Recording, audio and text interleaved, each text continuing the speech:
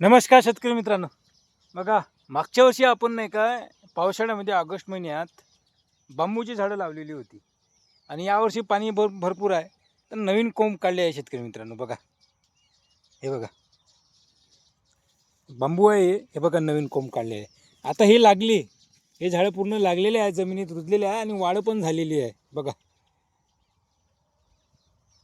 हे बघा नवीन कोंब इकडे पण आहे. हे बघा,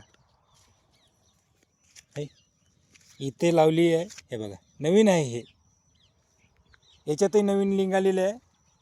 हे बांबू आहे, हे काडी आहे.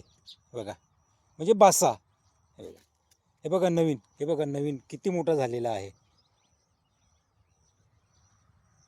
हे अमरावतीहून आणलेले आहे शेतकरी मित्रांनो, बांबू गार्डनमधून. बघा,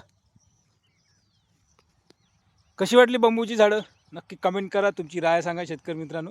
धन्यवाद.